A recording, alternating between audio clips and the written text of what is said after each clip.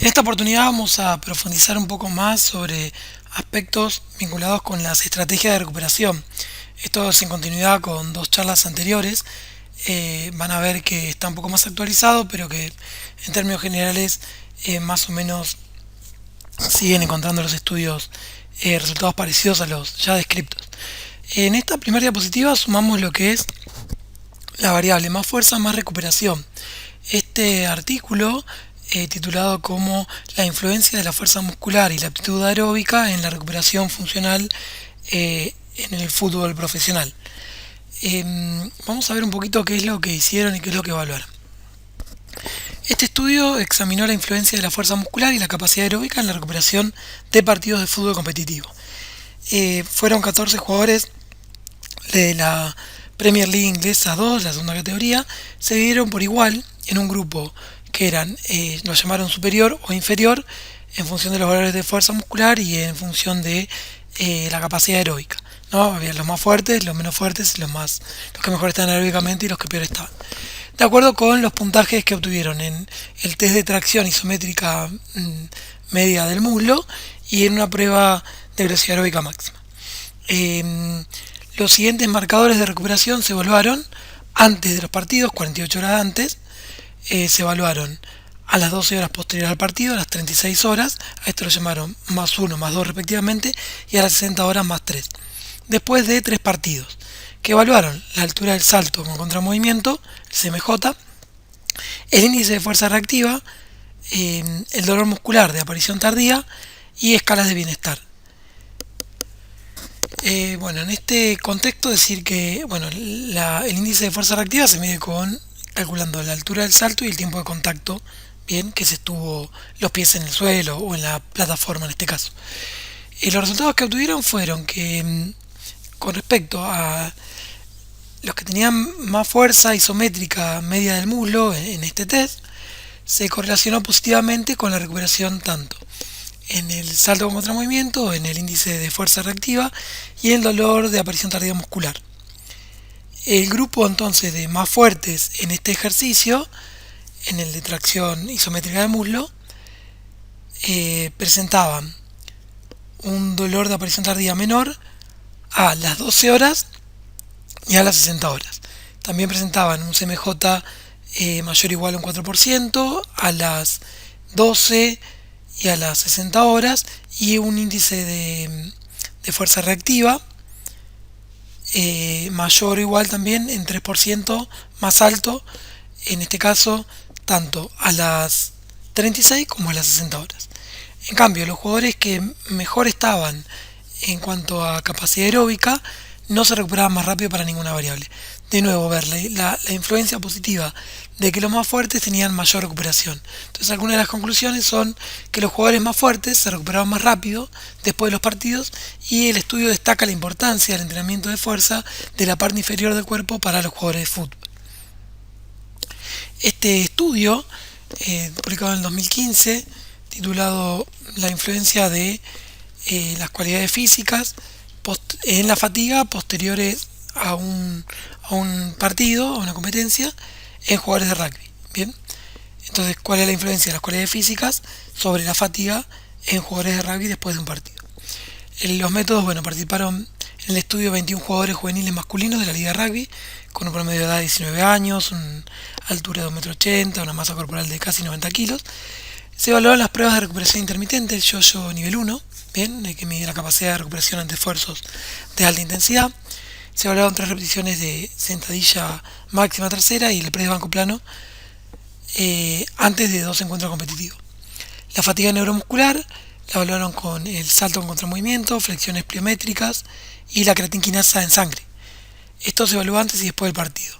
Durante los partidos los movimientos se registraron mediante microtecnología, los movimientos de los jugadores, y los jugadores se dividieron en grupos altos y bajos según la cualidad física, digamos, lo que mejor estaba y lo que peor estaba.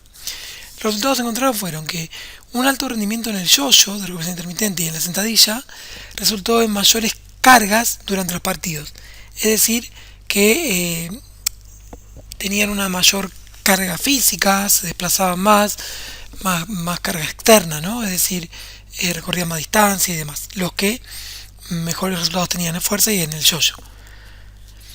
Hubo mayores reducciones en la potencia, medidas por el CMJ, en el grupo yo-yo bajo, tanto a las 24 como a las 28 horas después del partido. Los que peor le iban en el yo-yo eran los que peor se recuperaban en el CMJ.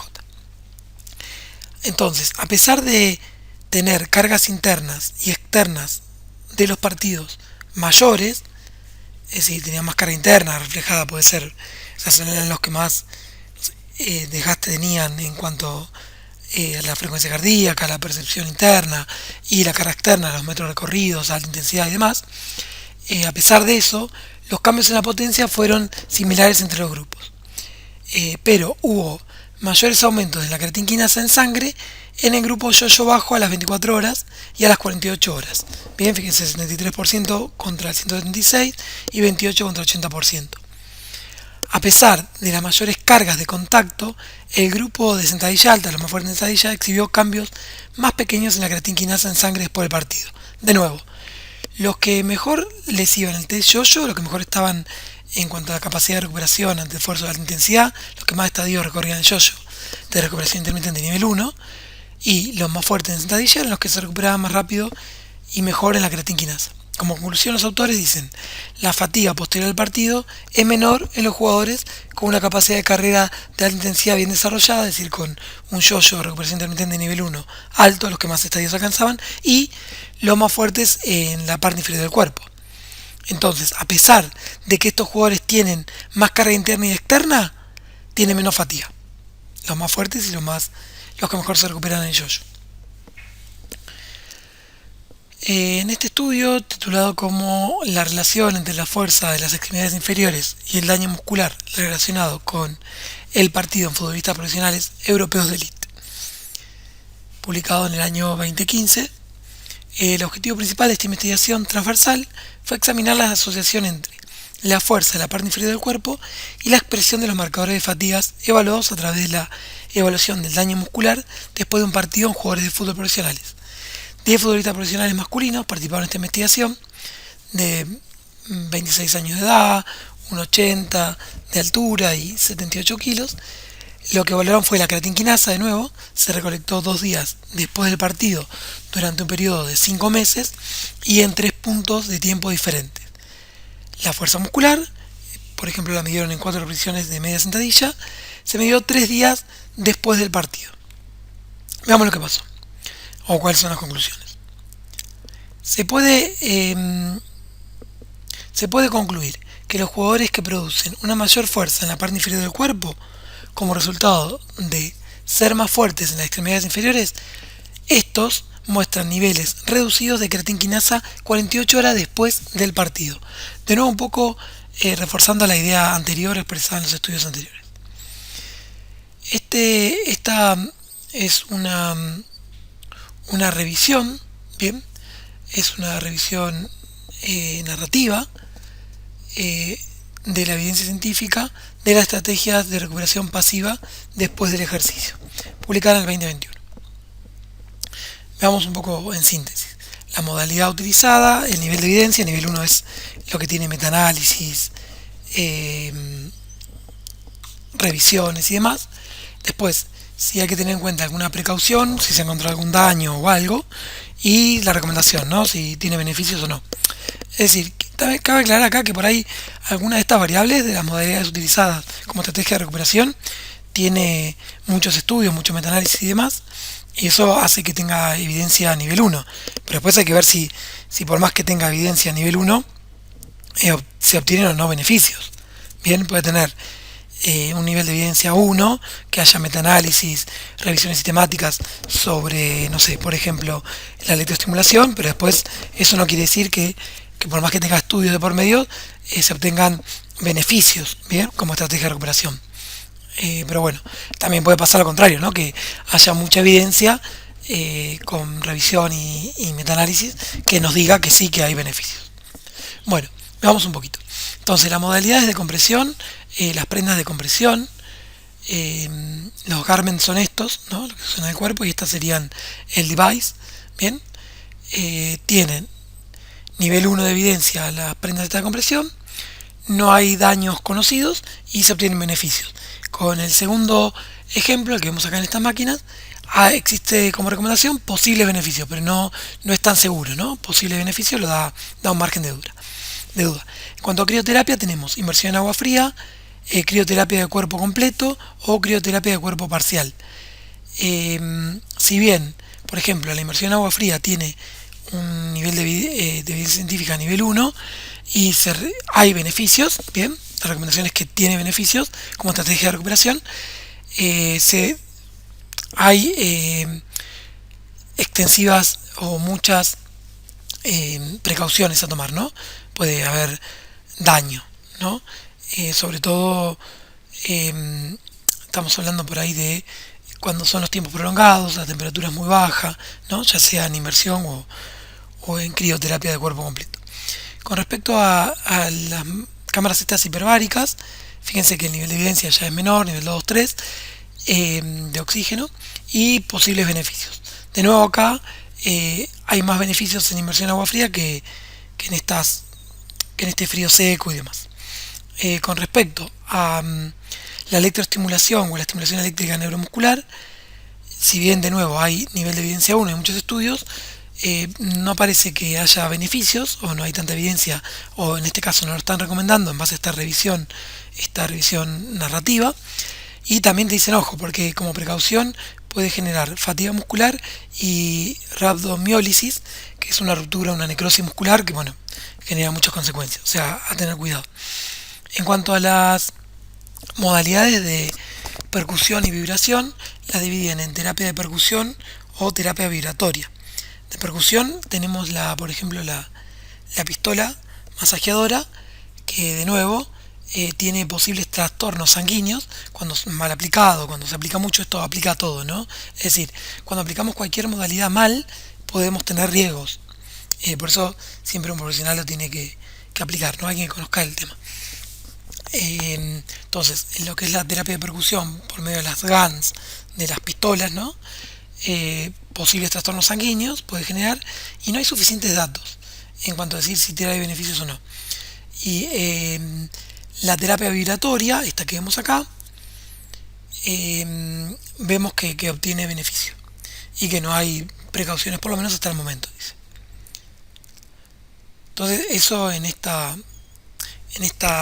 revisión narrativa titulada Estrategia de recuperación pasiva después del ejercicio, una revisión de la literatura narrativa sobre la evidencia. La literatura, entonces, como conclusiones, sigue creciendo sobre el oxígeno hiperbárico, sobre la compresión y la crioterapia en particular.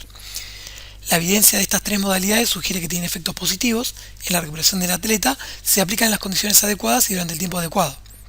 Específicamente, se necesita más investigación para explorar más a fondo los roles de la electroestimulación o la estimulación eléctrica neuromuscular, de la terapia de percusión, de la terapia vibratoria en la recuperación del atleta. Después siguen existiendo serias preocupaciones de seguridad para la crioterapia, la electroestimulación. Sin embargo, cuando son aplicadas, lo que decía previamente, por profesionales capacitados, cada vez hay más evidencia de la eficacia de ambos tratamientos en la recuperación del atleta.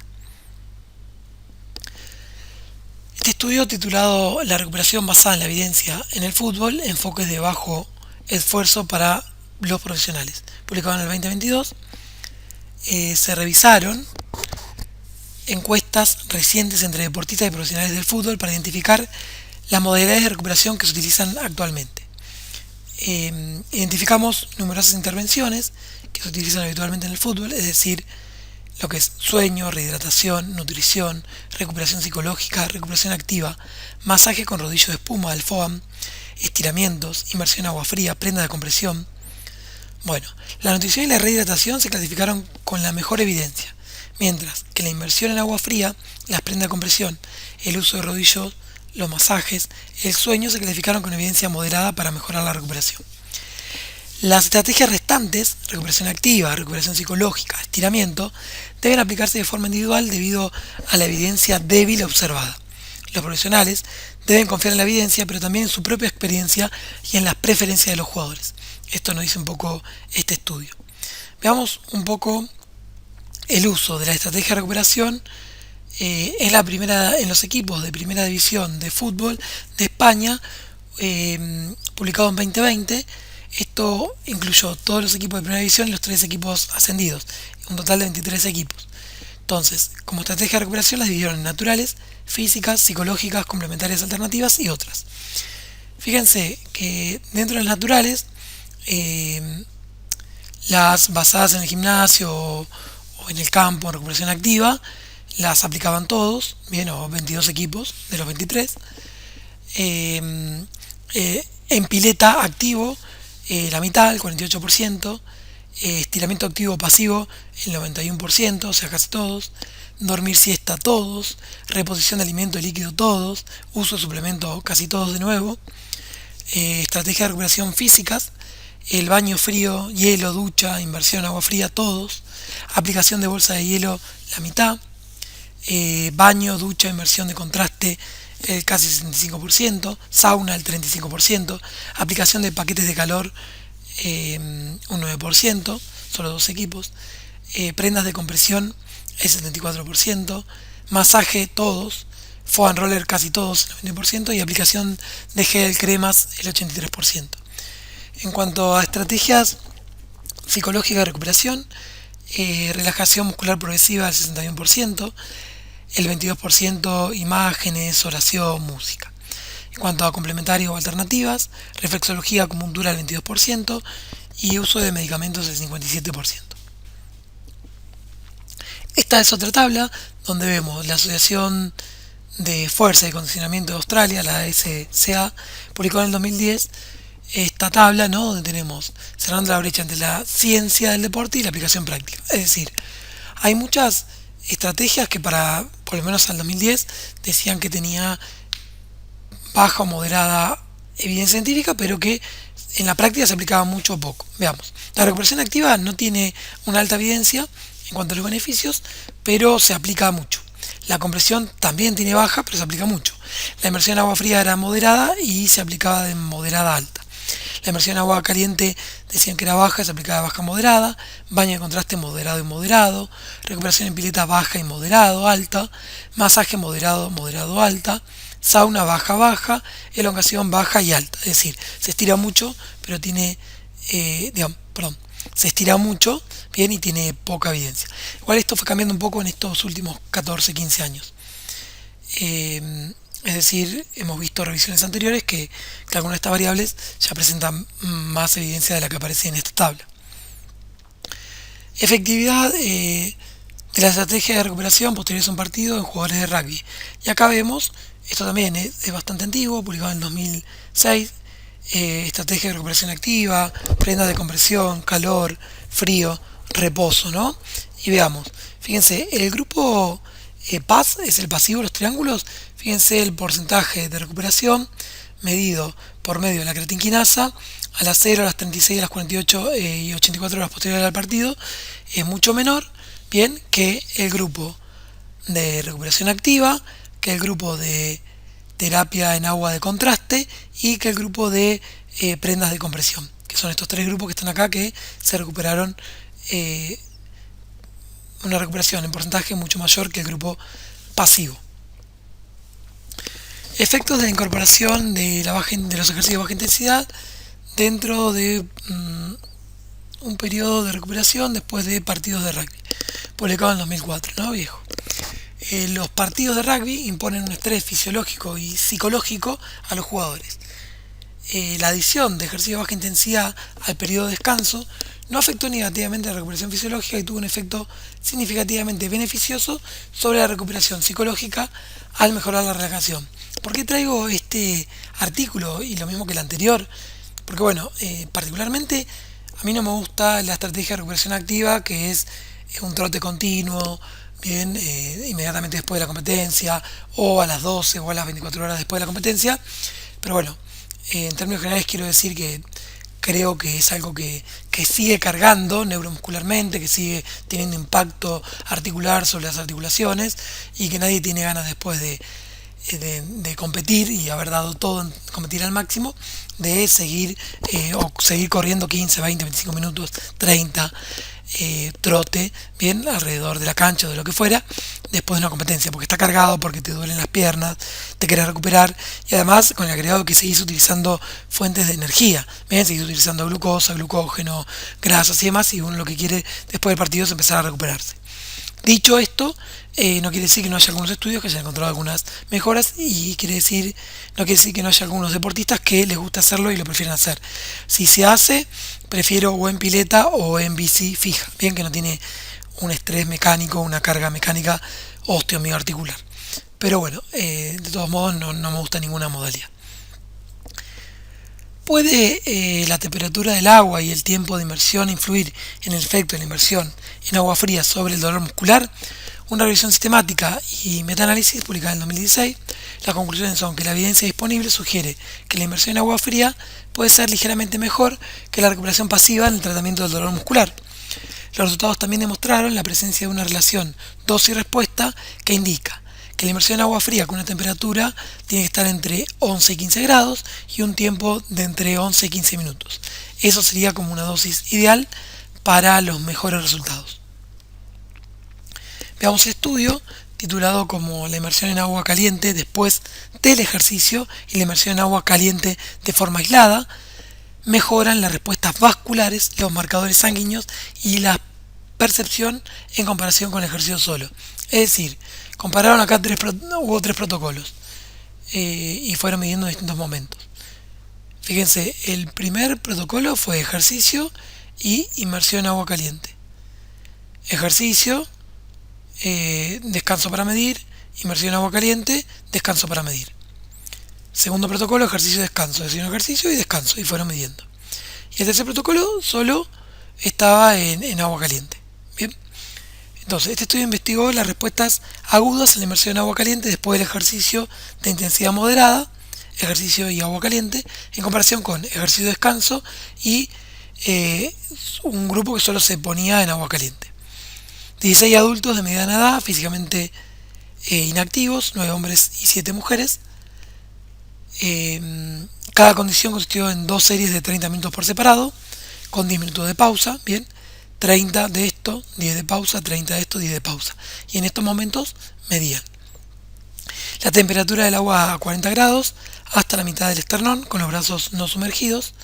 El ejercicio en ciclismo era al 50% del VO2 pico, bien, y se evaluaron muestras de sangre venosa y ecográficas arteriales a las 0, bien, antes, a los 30, inmediatamente después del estresor 1, bien, ya sea de que hicieron ciclismo o de que estuvieron sumergidos en agua caliente, y a los 70, bien, es decir, inmediatamente después del segundo estresor, ya sea inmersión en agua caliente, nada o inmersión en agua caliente, y a los 100 minutos. Bien, veamos qué encontraron. Se evaluaron medidas fisiológicas y perceptivas adicionales a intervalos de 10 minutos. Las tasas de deslizamiento, eso tiene que ver con la circulación arterial, braquial y femoral superficial, fueron mayores después de ejercicio, inmersión en agua caliente, en comparación con ejercicio de descanso.